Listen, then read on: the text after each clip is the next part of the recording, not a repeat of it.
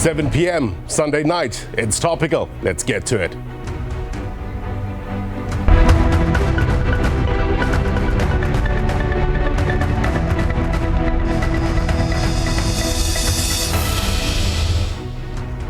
A very good evening to South Africa, those watching around the world. My name is Blaine Herman. This is It's Topical, our digital audience with us tonight from WITS and the University of Pretoria. Good to have them on the program. They will weigh in on some of the burning questions for our guests in a short while. Criminality that is hampering the mandate of Eskom. Police released a statement this week on the latest takedown operation.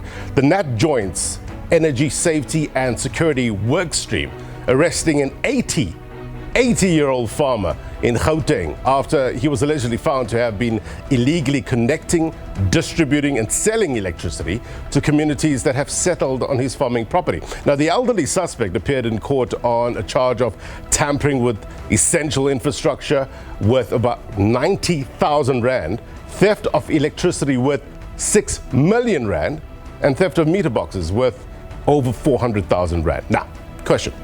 What sort of dent are arrests like these making in reducing incidents of sabotage and criminality affecting Eskom?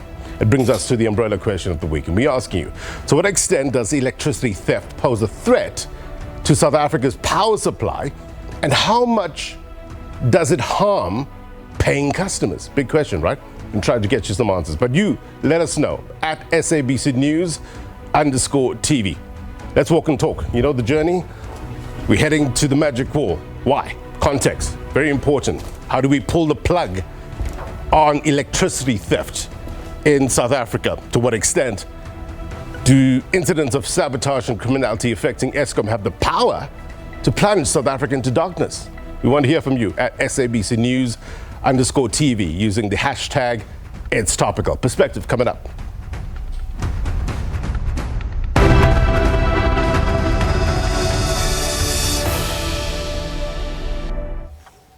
All right, let's tee up the discussion for you, what we know and why it matters. Head off to the magic wall. I want to talk about this first. In the spotlight, recent reports of Eskom infrastructure theft. What are we learning? Have a look.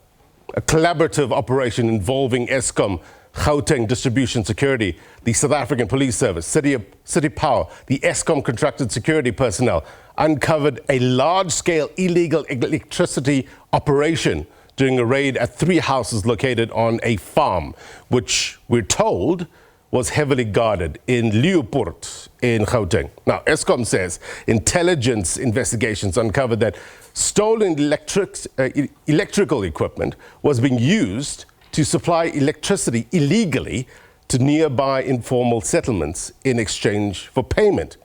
Again, we're told over 600 informal households were illegally connected to the electricity provided by a farmer. They say this operation has led to an estimated financial loss of more than 6.6 million rand for Eskom. We will flesh out this in more detail. We've got Daphne Mokwena on the program from Eskom. We're going to put some of the questions to her. Another case, as you can see on my right-hand side, reportedly Tshwane police arrested 11 suspects allegedly linked to a syndicate involved in a foiled attempt theft of a 35 million rand transformer at Eskom's Lodium substation. That's serious allegations. That's serious case for Eskom. To what extent does it affect you and me, customers of Eskom? Let's look at another big issue as well, copper theft, the supply chain in particular. Who's stealing it? Who's selling it? A report by the Global Initiative Against Transnational Organized Crime, it tells us that there are multiple supply chains, right, involved in the trade of copper. Have a look. But broadly speaking, they say these can be broken down into 4. Let's show you.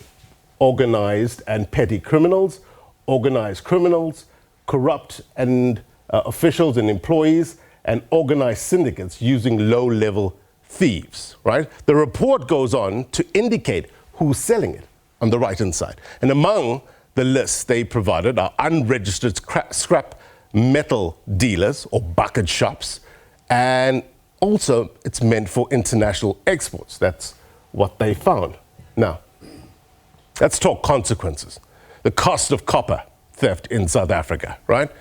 In a statement put out by Eskom, this was back in 2021, copper theft cost the economy between 5 and 7 billion rand a year. And Eskom spends about, what, 2 billion rand a year replacing stolen cables, we're told. We'll check with Eskom if that number has reduced or increased since. But there's another question here, big question. If the powers that be managed to arrest the electricity-related criminal acts, would there be a need for these proposed high tariff hikes?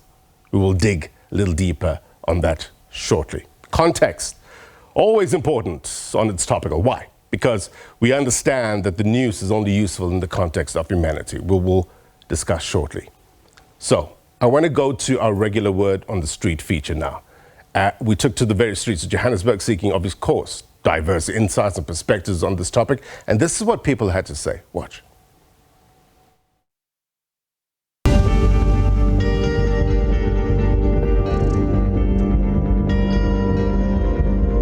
I think this is a symptom of us not respecting the law. Forget about electricity. This is just a lack of belief in the law, and I think this is terrible. From an economic standpoint, we need SOEs that work, and if we don't do it through the correct channels, it's quite simple how this works.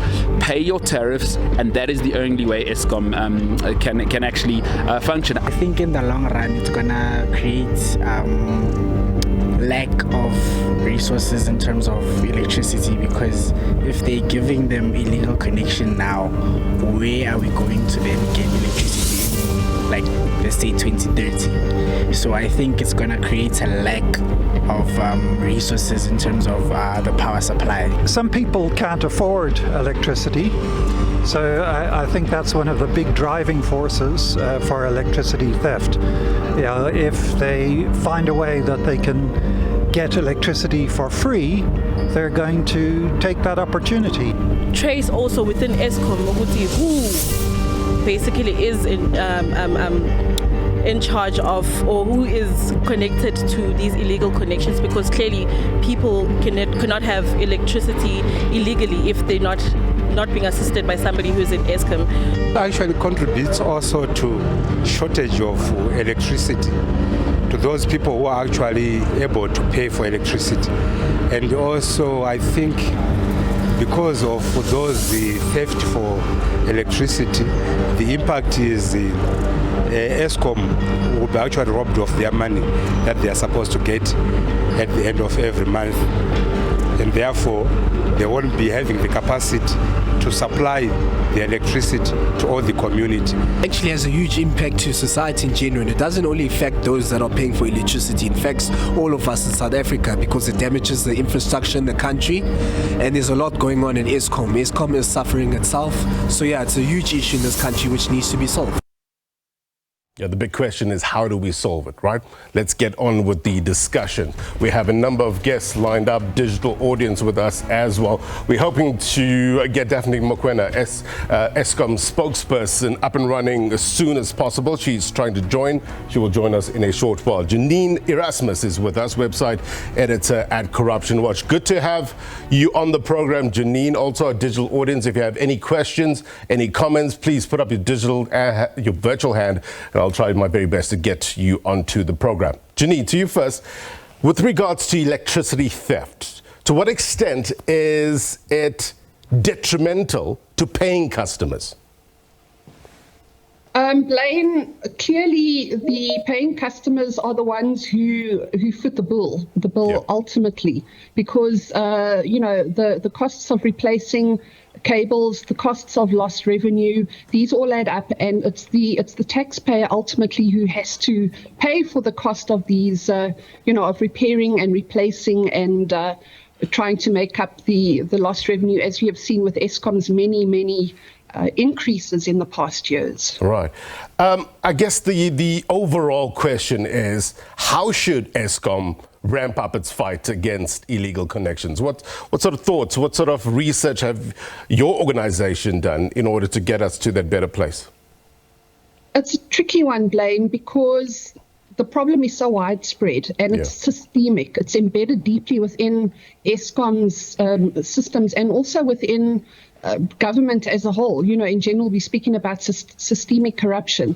So there has to be a multi-phased approach or a multi-aspect approach. You can't just expect Eskom to fix the problem because Eskom doesn't have the ability. Government has to step up. They have to. I'm not sure what one could say about government, but we need consequences. We need consequences for people who are found guilty of taking part in the corruption and the theft of our our resources. Because consequences, although they are not a deterrent in itself, you need prevention. You need strong prevention measures before you even start to get to the consequences, but it will act as a deterrent to those who are currently involved in illegal activities. And if there's strong consequences, strong punishment, then they might think twice. Do you have evidence that this is possibly an inside job, that employees of Eskom are largely involved in this corruption? Blaine, we as Corruption Watch haven't done investigation into the matter ourselves. We're a very small NGO, and we don't really have the capacity and the resources to tackle such a big investigation. What we know, we've heard from other sources, such as the report that Andre de Ruyter released that caused such a consternation some months ago, and what is generally reported in the media and what is reported to us as by whistleblowers, and those are our primary sources because we ourselves have not undertaken an investigation in our own right. Daphne Mokwena, thanks for joining us. Allegations in the past of cartels having hands in certain processes at Eskom. Has Eskom done a forensic investigation with regards to this? What have you found? Thank you, and good evening to you, and good evening to your listeners. So this is really what one can, when one looks at it, because you've asked me about whether we've done a forensic investigation. But in most or in some cases, we have found out that our technicians are involved. But in some cases, we've got people that which call themselves, experts in these illicit behaviors are concerned, are actually the ones leading these illegal connections. What do you mean by that, Daphne? Just explain that. What I mean is that in some instances, you'll have our technicians being involved. In some instances, you've got the communities themselves being involved without our technicians being involved. So it's what you could call a mixed bag of either our technicians or, technical people or whatever they call themselves that get involved in these illicit behaviors. Yeah. Janine speaks about consequence management, bringing to the fore the people that are involved in such criminal activities.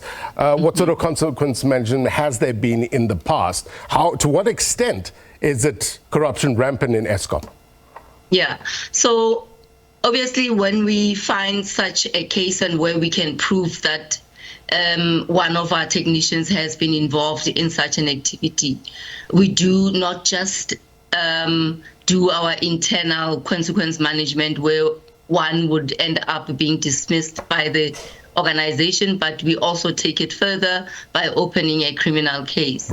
So, but what we struggle with currently is that when people start saying that our technical employees are being involved, we need that evidence that our technical employees are involved. And what we have seen in some instances is that the community would say that, yes, your technical employees are involved, but then there would be no evidence that will come, towards us or be given that our technical employees are involved. So that's the part that we're struggling with. But as I said, that for those where we can be able to, show that indeed that our technical employees are involved. Not only do we dismiss those employees, but we also open criminal cases. Yeah. Masishle, you have your hand up. Question? Yes, I have a question for the spokesperson, which is what proactive measures are in place to ensure that you are actively looking for these illegal connections or looking for these employees within your organizations that are facilitating illegal connections? Daphne? Daphne, that was to you? Yes. So what we do, one is to inform, educate the communities to say when our employees approach them and ask them about, connecting them illegally or soliciting any amount of money from them, it is illegal, that they need to report it. I think in all of our media statements, you'll see that we've got a number that they could call in, which obviously they could be anonymous, or a WhatsApp number that they can use to be anonymous, to contact us anonymously if they are not, in a position to to tell us who they are. So one, that's the thing that we do internally as well. We also, inform our employees that this obviously is an illegal and behavior that one could end up in jail if they, continue to do. So we also inform our employees and educate them and ensure that they don't, do these illegal behaviors. But I think the most important thing is also because, for every corruptee, there's always a corruptor, to ensure that we ensure that in both cases we inform our employees, we educate our employees, we educate the community out there that they should avoid or not succumb to such behaviors. I wonder though if when our employees are asking them to when they soliciting money, for an example. I wonder if that's good enough, Daphne. I fully understand the logic in going to and asking communities to put up their hands, whistle blow, etc. But it's not always the case. You'd appreciate it in practical on the ground. Phrases like zero bias seems to be a euphemism for people who get electricity without paying for it. Some of your critics will say that you kind of taking a softer approach to electricity theft. What's your response to that? No, we're definitely not taking a soft approach on this. We are very clear as Eskom to say this is not, something that we will actually take lightly. We have always been upfront in ensuring that, as I said, that we educate the communities. We also inform our employees that this is what the consequences are. No. And in all fairness, one would say that if in such instances, as I said, that it takes two people to engage in such an illegal activities. So when communities also are in a situation where they can or they are prepared to actually offer whatever amount of money that could at the end of the day enable our technicians to illegally connect. And as I've said, that it's not just our employees that are involved. In some cases, you've got members of the communities that actually illegally connect or bypass these meters. Right. But from our side, as I said, that what we have done, working with law enforcement, working with our employees, or educating our employees and informing them and informing the community that this is a wrong or illegal thing to do for you to engage in such behaviors, because we rely as well on on communities as well to inform us that such a person has, solicited some amount of money from them. But if communities as well are not going to inform Eskom, yes, then it becomes an issue, because then that particular behavior will just continue. All right, I have to take a break. Janine, Erasmus, I see your hand up. We're going to get your thoughts in a short while in terms of the approach that Eskom has taken regarding to getting to the nub, to the bottom of the issue of electricity theft in South Africa. More after the break. Stay with us.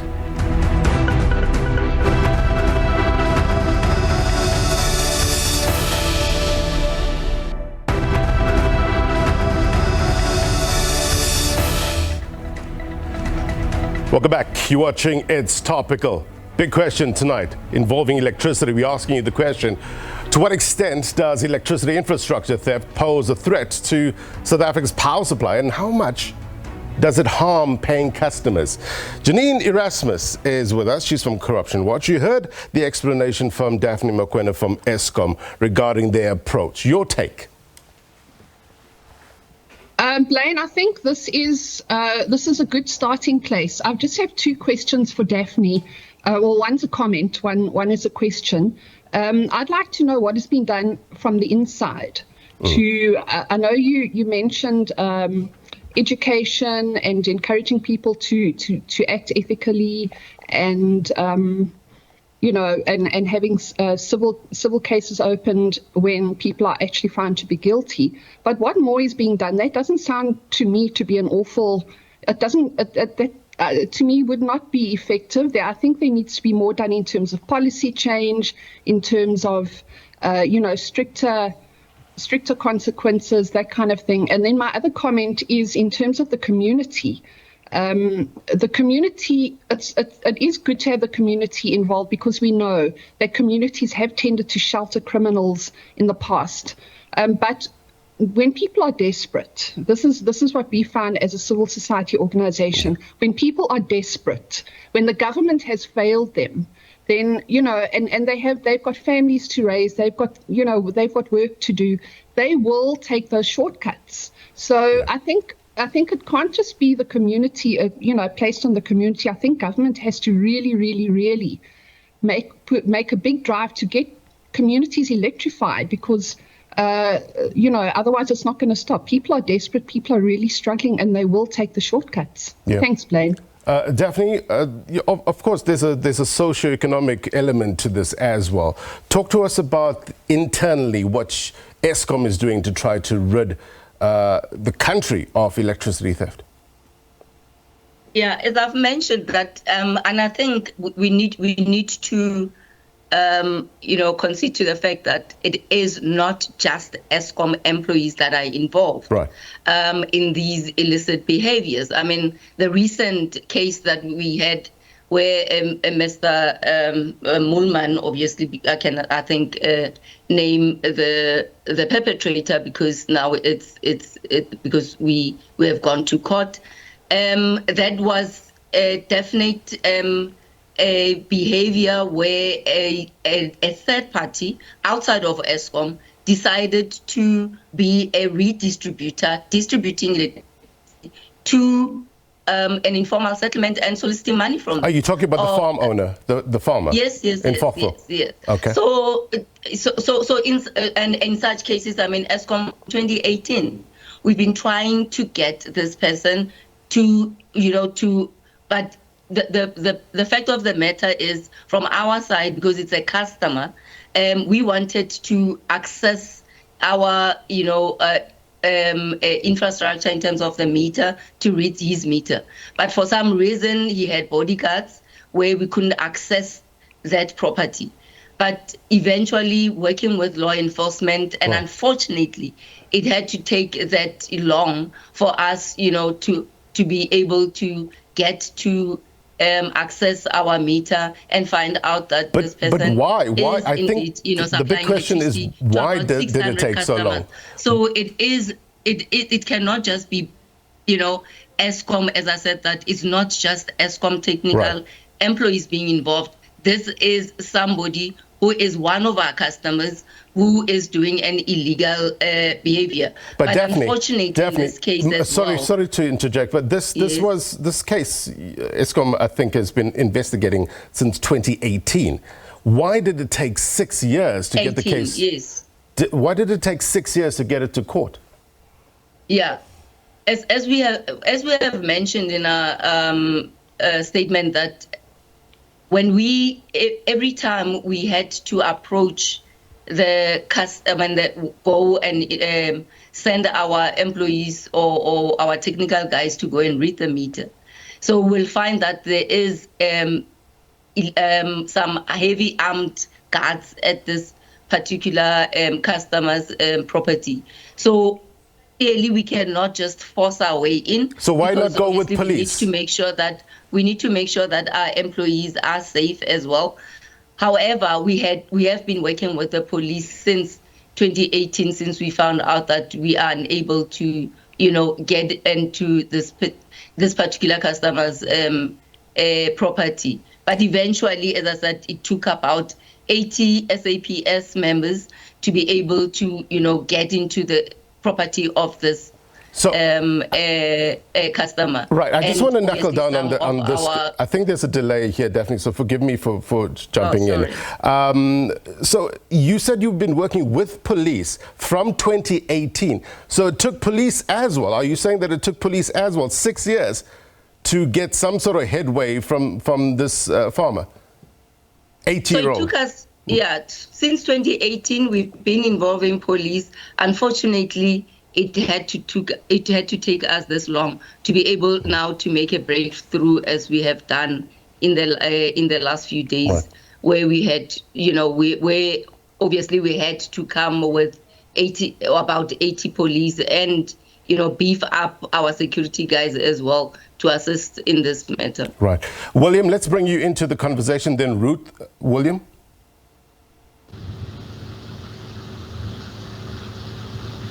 Go ahead, William.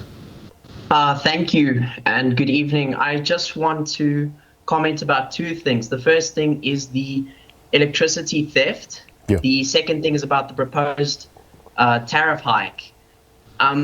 From the research, I did that there will be three main implications of electrical theft. The first being a financial burden, where the cost of electrical theft is often passed on to the paying customers, and as we've seen, leading to higher bills. The second implication is that there will be a reduced power supply, with load reduction and power outages occurring due to a network overload. The third is the compromised grid integrity, where electricity theft is damaging the power grid, posing a risk to the safety and reliability of the electrical supply. With regards to the proposed tariff increase, I read some very interesting articles from the Daily Maverick and the BBC, which say that it could potentially lead to two possible scenarios. The first scenario being that people will move, so Eskom will lose paying customers as they transition and change over to other forms of power, such as solar. The second scenario is that many currently legal users of electricity are going to be forced to join the illegal electrical users because they simply just cannot afford a potential 66% tariff increase in the next years. It's just not possible for people. We can't afford this increase. Daphne, let me just, Ruth, before I get you, throw in one more article that I read from my broadband saying Eskom evidently regards paying customers to be easier targets for extracting additional revenue than electricity thieves. How do you react to that?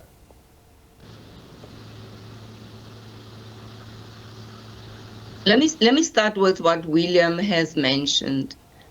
So, I mean, what I'm reading is that, if you cannot afford, so you are allowed to do or engage in some illegal behavior.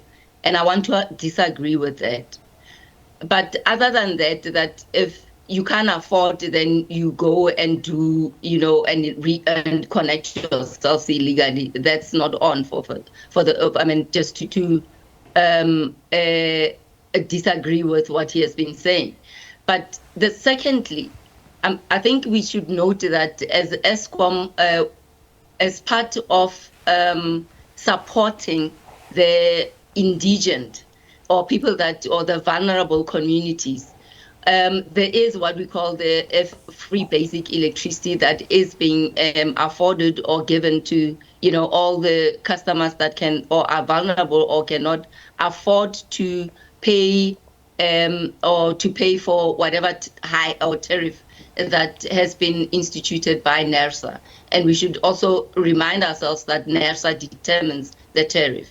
So secondly, or just coming back to the issue of the free basic electricity that I just spoke about.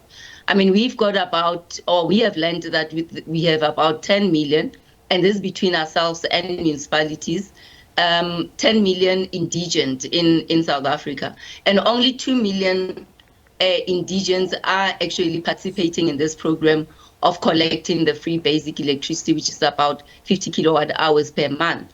Yes, it's probably one would say that this is not enough for, to actually support an indigent, but an indigent, we also expect that they are not using a lot of appliances in their houses.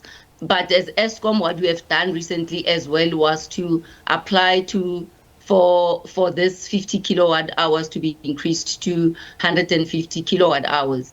But these are the things that we're doing, but it doesn't mean that if I cannot afford and I must now, engage in illegal behavior, because clearly that is not the way to go. Secondly, I think I need to remind William as well that the current tariff that customers are paying for household, the indigents are paying a third less than what a normal or me and William would be paying towards that tariff. So something has been done by the government, and there are programs that the indigent customers can actually participate in for them to enable them or to support them where electricity is concerned in terms of tariffs. Yeah. Ruth? Oops. Thank you for having me. I just wanted to let's go into we seem to have a bad line with you didn't connect illegally. What William was talking about is the lived reality, right?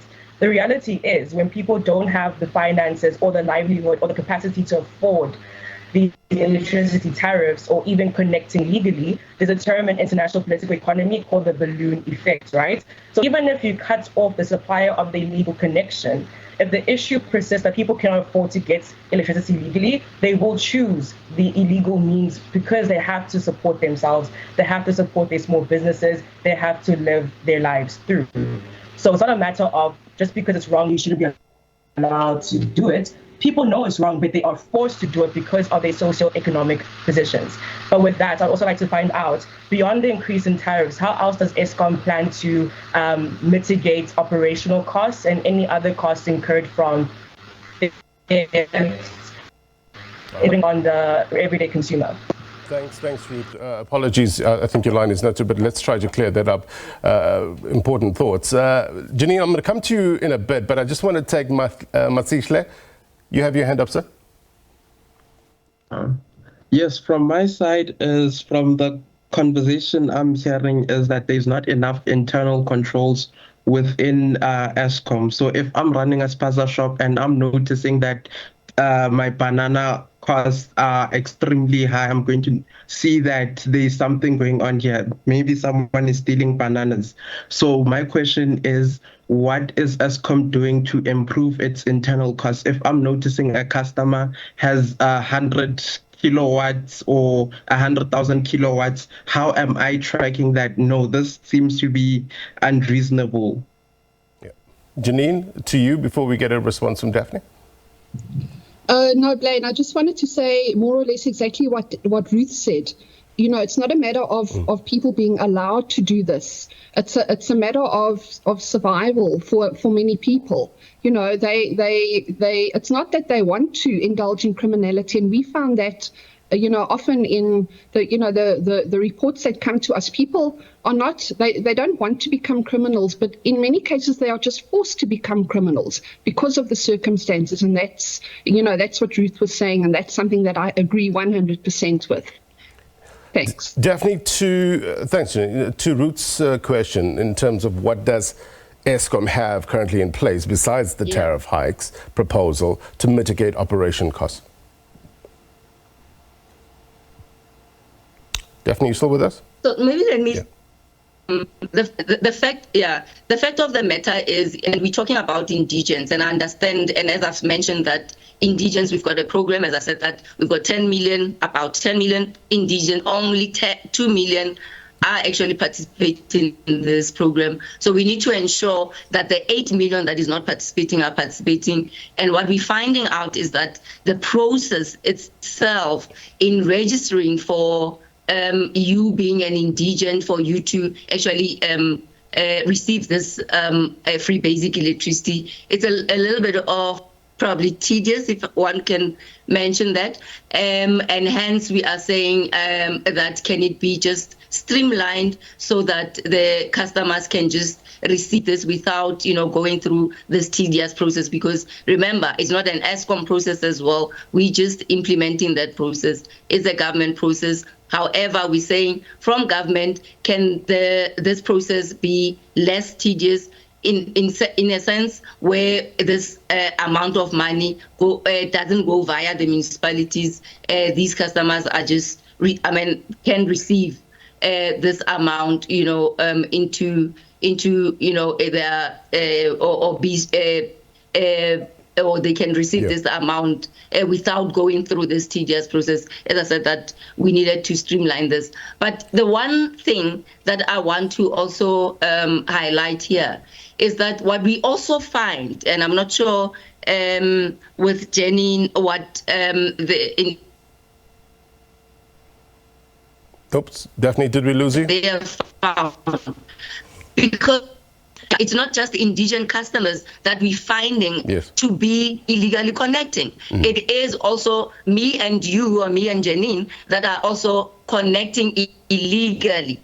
And in that sense, obviously, and hence we talk about people making sure that they choose to do the right thing. And this is a matter of culture, where people just choose not to do the right thing. And unfortunately, then everyone, including the indigent, are now painted with the same brush here, where we cannot even isolate the people that are indigent and ensure that we assist those people. We find ourselves in a situation where those people that can afford still also perpetuate these illegal behaviors. Let me come at it from maybe a different angle. If, say, for instance, there was this plan, or, of course, the plan in place works out, that you arrest the situation regarding electricity theft, illegal connections, copper theft, etc., etc., etc., bring that bill down, will there still be a need for these proposed high tariff hikes? Look, in terms of tariff hikes, obviously all that we're saying is that we need to ensure that the allowable revenue for us to provide electricity is given to Eskom so that we can provide that electricity. We know that, and from the tariff hikes, we know that we are responsible for about 50% of the tariff hikes, and the other 50%, unfortunately, we don't have control over. So to answer your question, tariff hikes, as long as things are still going up in terms of, you would have known that there is carbon tax. We also need some return of assets that we needed to also ensure that it is a fair return on asset. We also need to ensure that. And we remember what we're using is a methodology that is a methodology that NERSA is using to ensure that whatever cost that we are requesting, it's actually efficient cost. Yeah. So all that we're saying is that we're using the methodology that is derived by NERSA, and NERSA also has a responsibility to ensure that whatever that we are asking for is efficient, and we also make sure that whatever that we are asking for in terms of the cost that we're asking for is efficient. But all I'm saying, other than tariff hikes, because whether it's tariff hikes, whether one looks at it and say the people are stealing, and maybe we need to call a spade, are stealing because of tariff hikes. I think we need to look at that when, because now, unfortunately, this thing we are discussing, the illegal connections during our, MYPD6. But the fact remains that people have been stealing all along, and we've been trying all other. And I think Masetle has asked, what have we done? And that is why, if you look at places like Soweto, it seems that people ping, on a postpaid. Go on, Daphne, we were having a bit of an issue with your line. Complete your thought. Oh, sorry. Is it better now? Better now, go on. Okay, so if you look at, for an example, let me just give an example with Soweto, where we come from a situation where we had their meters on a postpaid meter, where people would obviously use electricity and we bill at the end of the month. And people were just chose not to pay for electricity. Then we installed what we call the prepaid meters, because then we thought that when we've installed the prepaid meters, people will be able to use electricity that they can afford. And just to remind the panel as well, that in most cases what we find, other than Daphne who can afford, you find a person that obviously is not working. How in that particular property you'd have about 15 backyards. And in those backyards, obviously, this is an income that they are collecting from the 15 people or households that are within that person's backyard, or within my backyard, if I can give an example with Daphne for an example. But that person still feels that he would not pay for that electricity. And as I said, that there are programs that the government has instituted, which is the free basic electricity, 10 million people, but only 20% of the people that are actually supposed to be getting those free basic electricity are getting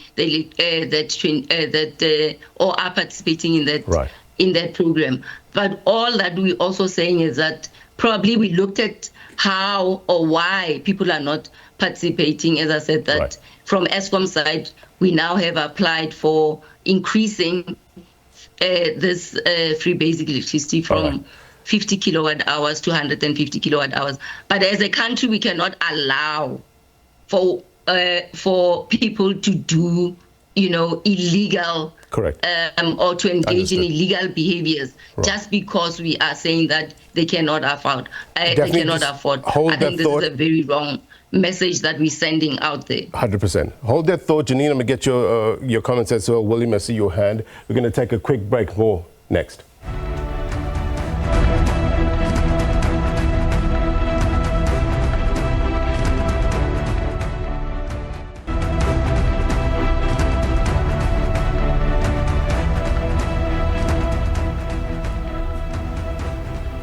Welcome back. Electricity theft, very much in the spotlight. We're getting some answers in terms of some of your burning questions.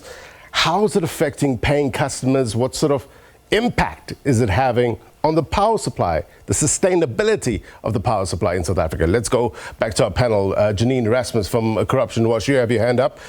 Pick up on your thoughts before the break, Janine. Yes, Blaine, I would like to ask Daphne what Eskom is doing in terms of getting back the billions and billions that municipalities owe them. I mean, municipalities are hugely in debt to Eskom, and ultimately, because of I don't know what action has been taken against them, but it doesn't seem to be very effective. And ultimately, that cost is passed on to the taxpayer, to the consumer, with all these planned tariff increases coming up. But municipalities owe billions and billions. So there is already, there's low-hanging fruit that Eskom can reach out for and recoup some of that money. I would just like to know what is going on in that respect. Thanks. All right, we'll get Daphne's response in a short while. Let's take William. Thank you. I'd just like to ask Daphne, with regards to, I hear a lot of people shifting the blame onto others. It's Eskom blaming government blaming Eskom. And I'd like to ask that at the end of the day, who is going to be held responsible for the corruption? Because if we're always shifting the blame onto other people, instead of looking at ourselves, we're never going to deal with the issues. Thank you. All right, thank you very much indeed, Will. Masihle? For me, I'd just like to know what are the challenges internally at Eskom, like the top 3 challenges besides illegality. Yes, we hear illegality, but what is stopping Eskom from operating as it should? All right, thank you very much indeed. Let's start, Daphne, with regards to the billions that municipalities owe. How are you recouping this?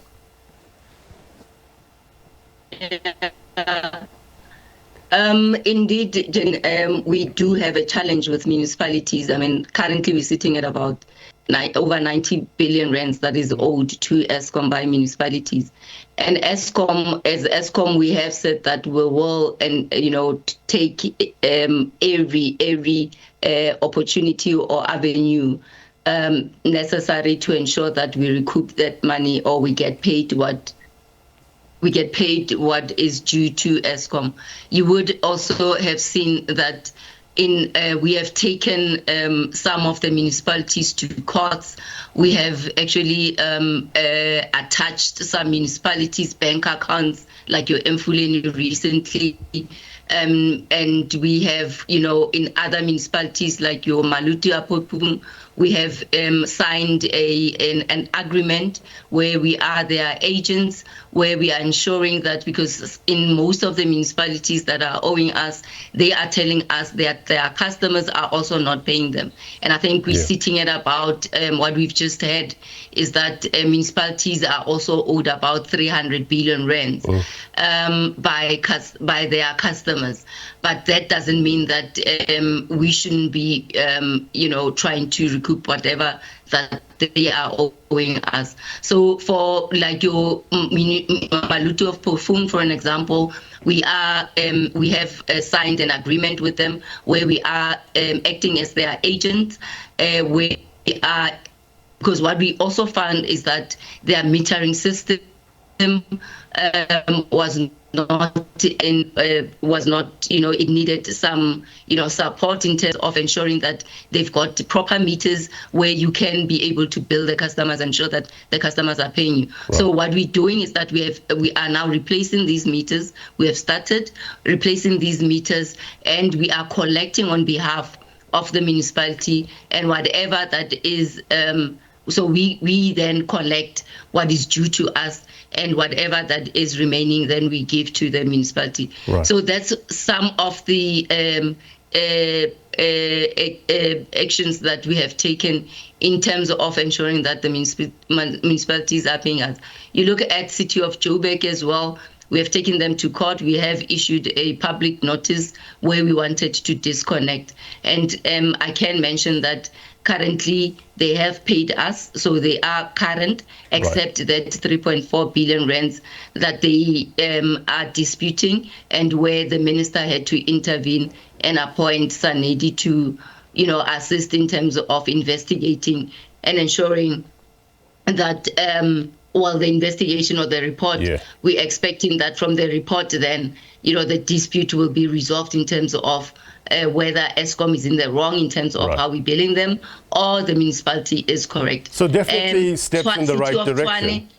City of Tshwane, currently we've agreed on a payment arrangement of about 5 years. So they will be paying us and still ensuring that they pay their current account. So there's a lot that we have been doing with, in terms of ensuring that municipalities are paying us. We involve the Salgas, the Coctas of this world, and, everybody that we could involve in that process to ensure that municipalities get to do what is right, which is paying for the service that we provide them. Right. Then maybe we should end on William's question, the umbrella question of the so-called blame game. Who ultimately will take accountability in terms of the corruption? So in terms of corruption, as you would have seen, that we are working with law enforcement, we are working with SIU to ensure that those that are, involved in corruption are brought to the book, and or whatever necessary action should be taken against them. So that is what we have done, and we are, as Eskom, we are saying that we'll work with the law enforcement and ensure that we give whatever information that is required to ensure that, people or those that needs to be criminally charged are charged, and to avoid this from, continuing. Right. So that's our stance as Eskom, working with the law enforcement and people like your SIUs to ensure that we give the evidence that we can, and so that we can be able to come to ensuring that those that have done wrong, they are actually charged accordingly. All right, Daphne, thank you very much indeed. Daphne Mokwena from Eskom, we have to thank you for your time and being open in terms of the way forward in Eskom, the state of play, I guess, and what is being done. We appreciate your time, Daphne Mokwena. Janine, Erasmus from Corruption Watch as well. The digital audience, value added, no doubt, with your questions, and I'm sure the audience sitting at home is better for it. So thank you very much indeed for your contributions. All right, before we go, here's my take, and here's a question. To what extent is there an acceptance in society today of theft and illegal connections as a legitimate way to protest or to change systems or policies? Perhaps there needs to be a fresh relook at how we deal with the source. Underline that, right? Source of the problem. How do we lessen the need or eliminate the temptation for people to go down this route? We need to use the same energy, the same fixity of purpose that we have when we react to the symptoms of such problems, and start vigorously treating the source. Look, it might take a little longer, but in the end, it will be more sustainable. And that's my take. If you miss anything on this program, then be sure to watch this episode of Topical on YouTube. Trends Travel up next. If you watch a repeat of this program, then as always, the news continues. Until next week, my brothers and sisters, take care. Bye-bye.